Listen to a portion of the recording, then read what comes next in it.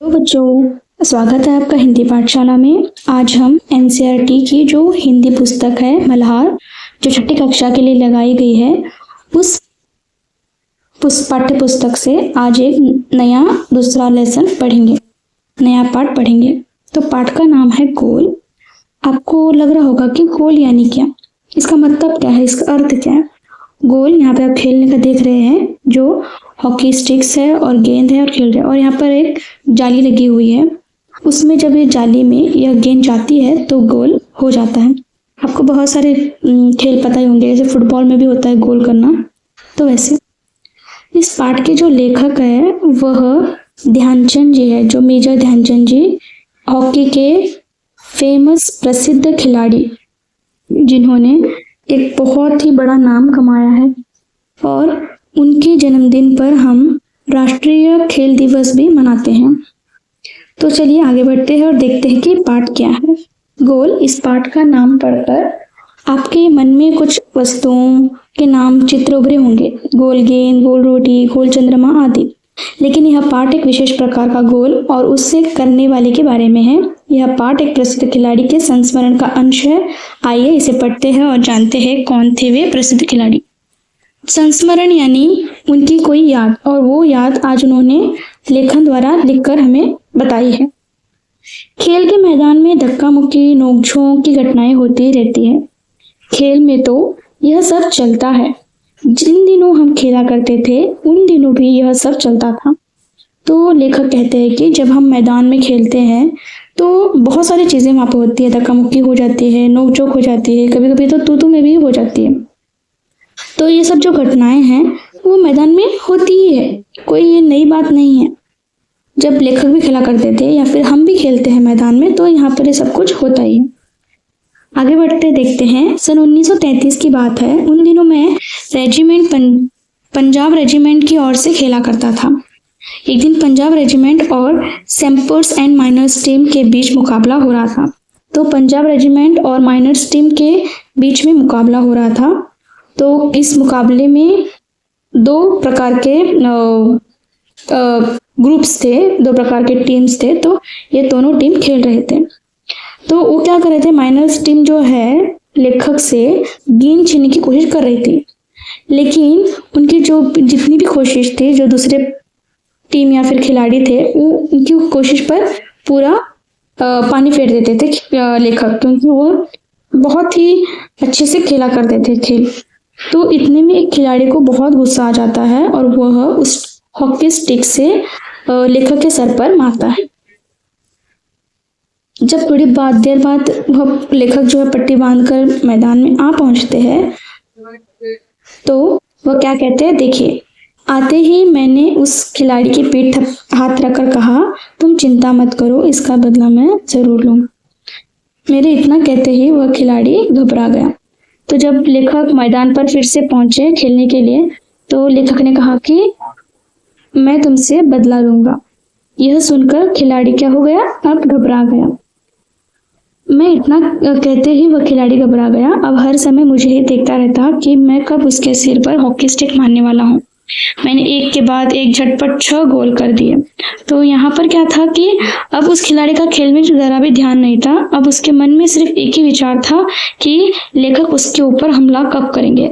इस वजह से क्या होता है कि लेखक गोल पे गोल करते जाते हैं और वह 6 गोल करते हैं और वह जो खेल है वह जीत जाते हैं। खेल खत्म होने के बाद फिर खिलाड़ी की पीठ थपथपाई और कहा, दोस्त, खेल में इतना गुस्सा अच्छा नहीं। मैंने तो अपना बदला ले लिया। अगर तुम मुझे हॉकी नहीं मारते तो शायद मैं तुम्हें 2 ही गोल से हराता। वह खिलाड़ी सचमुच शर्मिंदा हुआ। तो देखा आपने मेरा बदला लेने का ढंग। सच मानो तो जो बुरा काम करता है वह हर इस बात से डरता रहता है कि उसके साथ भी बुरा ही किया जाएगा। जब लेखक ने उससे कहा था तो वो खिलाड़ी जो है बहुत घबरा जाता है और वो खेल में उसका बिल्कुल ध्यान नहीं होता है और वो हार जाते हैं। जब लेखक कहते हैं कि उस खिलाड़ी से कहते हैं कि गुस्सा अच्छी चीज नहीं है, गुस्सा तुम्हें नहीं करना चाहिए। गुस्से की वजह से क्या होता है, हम बहुत सारी गलतियां कर बैठते हैं। वो कहते हैं कि मैंने तो तुम्हें और तुमसे बदला ले लिया, क्योंकि मैं सिर्फ तुम्हें 2 गेंदों से हरा था, लेकिन मैंने 6 गेंदों से तुम्हें हरा दिया। और यहाँ पे लेखक ने कहा है कि जो बुरे व्यक्ति होते हैं वो हमके दिल में जो हमेशा डर ही रहता है कि उनके साथ भी बुरा ही होगा। फॉर एग्जाम्पल आपको दूं तो एक डाकू होता है। डाकू जो क्या करते हैं, बहुत सारे बुरे काम करते हैं, तो उनके अंदर भय ही रहता है कि मुझे कोई दूसरा डाकू मार ना जाए, मुझे कोई जान से मार देगा, ऐसा डर उनके मन में हमेशा रहता है। जो बुरा काम करते हैं उनके मन में कुछ ना कुछ होने का डर रहता ही है। आज मैं जहाँ भी जाता हूँ बच्चे बूढ़े घेर लेते हैं और मुझे मेरी सफलता करा जाना चाहते हैं। मेरे पास सफलता का कोई गुरु मंत्र तो नहीं है। हर किसी से यही कहता कि लगन, साधना, खेल, भावना ही सफलता के सबसे बड़े मंत्र हैं। तो जब लेखक बाहर जाते थे, क्योंकि वो बहुत ही प्रसिद्ध हो गए थे, जब लेखक कहीं पर बाहर रहते हैं तो उनको बच्चे बूढ़े सब घेर लेते थे और पूछते थे कि आप इतना अच्छा कैसे खेलते हो, क्या है, कोई गुरु मंत्र वगैरह पढ़ते हो क्या आप, ऐसा वो कहते हैं। तो लेखक कहते हैं कि कोई गुरु मंत्र वगैरह नहीं है। अगर तुम्हें कोई भी खेल खेलना है या फिर कोई भी चीज आपको जीवन में पानी है तो उसके लिए आपको साधना, खेल भावना, लगन ये होना जरूरी है। आगे देखते हैं। अब हम उनके जन्म के बारे में बात करेंगे और उनके परिवार के बारे में, और वो कैसे हॉकी खेलने लगे उसके बारे में जानेंगे। मेरा जन्म सन 1904 में प्रयाग में एक साधारण परिवार में हुआ। बाद में हम झांसी आकर बस गए। 16 साल की उम्र में मैं फर्स्ट ब्राह्मण रेजिमेंट में एक साधारण सिपाही के रूप में भर्ती हो गया। तो यहाँ पर जो है लेखक, उनका जन्म 1904 को हुआ था, ध्यान रखना है, और 16 की उम्र में उन्होंने फर्स्ट ब्राह्मण रेजिमेंट में एक साधारण सिपाही के रूप में भर्ती हो गए थे। पहले वो एक सिपाही थे, वो खिलाड़ी नहीं थे, और वहाँ सिपाही होकर भर्ती हो गए। फिर क्या हुआ देखो, मेरे रेजिमेंट का हॉकी खेल में काफी नाम था, पर खेल में मेरी कोई दिलचस्पी नहीं थी। उस जो टीम का जो नाम है रेजिमेंट, उनका बहुत बड़ा नाम था, लेकिन लेखक को कभी भी उस खेल में दिलचस्पी ही नहीं थी। उस समय हमारे रेजिमेंट के सूबेदार मेजर तिवारी थे। तो आपको यहाँ पर ध्यान देना है, जो सूबेदार है मेजर तिवारी, तो उनके सूबेदार उन्हें हॉकी खेलने के लिए प्रेरित करते हैं। वे बार बार मुझे हॉकी खेलने के लिए कहते हैं। हमारी छावनी में हॉकी खेलने का कोई निश्चित समय नहीं था। जो ग्रुप होता है तो उसमें क्या होता है कि हम अभी खेलते हैं या फिर कोई टाइम नहीं होता खेलने का, मन जब चाहा वह खेला करते थे।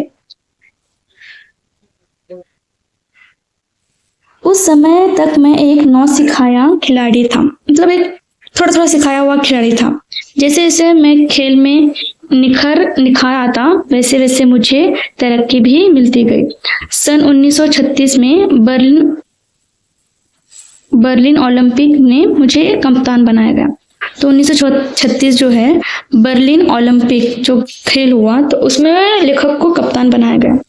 उस समय मैं सेना के लांस नायक था, मतलब बहुत ही बड़ा प्रसिद्ध खिलाड़ी नायक थे वहां पर, जैसे कि हीरो की तरह।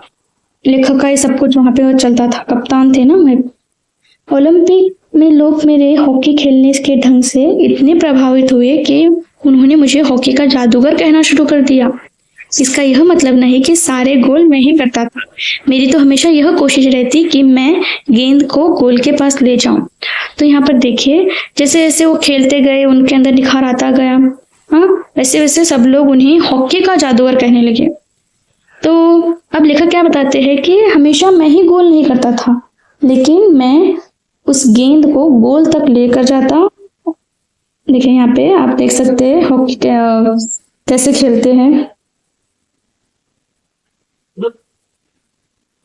जाकर अपने किसी साथी को दे दूं ताकि उसे गोल करने का श्रेय मिल जाए।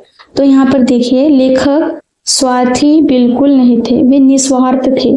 जो स्वार्थी यानी कैसे होते हैं, अगर मैं गोल कर रहा हूं तो मैं ही मारूंगा, लेकिन लेखक यहाँ पे ऐसा बिल्कुल नहीं करते थे।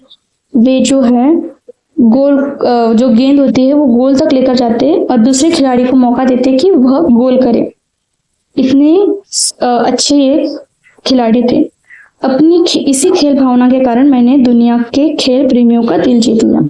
तो लेखक कहते हैं कि इसी की वजह से, मतलब कि मेरे इस अच्छे बर्ताव की वजह से आज मुझे सारे लोग पूछते हैं और इतना मैं प्रसिद्ध हो गया हूँ और हर एक खिलाड़ी के दिल में मेरे प्रति प्रेम। बर्लिन ओलंपिक में हमें स्वर्ण पदक मिला। खेलते समय मैं हमेशा इस बात का ध्यान रखता कि हार या जीत मेरी नहीं बल्कि पूरे देश की होगी। तो लेखक जब भी खेलते तो वो यही सोचते कि अगर मुझे खेलना है तो मुझे इतना अच्छा से खेलना है कि मैं हारूंगा तो क्या होता है, हार जाऊंगा तो देश की हार, अगर जीतूंगा तो देश की जीत। तो इसलिए बहुत ही अच्छे से खेलते थे। तो अब हमने पाठ जो पढ़ा है इसका मैं सारांश कर देती हूँ। पहले क्या हमने पढ़ा कि खेल के बारे में बताया, फिर उनकी एक याद के बारे में बताया, जब वो खेल रहे थे तो उनके साथ एक हादसा हुआ। फिर उसके बाद लेखक ने अपने जन्म के बारे में बताया कि उनका जन्म कहाँ हुआ, फिर वो कैसे खेल में घुसे और कैसे उनकी तरक्की होने लगी और किस प्रकार से हर एक खिलाड़ी के मन में उनके लिए प्रेम है, वो सब के बारे में आज हमने इस पाठ के द्वारा जाना। धन्यवाद। आशा है कि यह पाठ आपको जरूर पसंद आया होगा। कमेंट में बताइए कि आपको यह पाठ कैसा लगा और सब्सक्राइब कीजिए। धन्यवाद।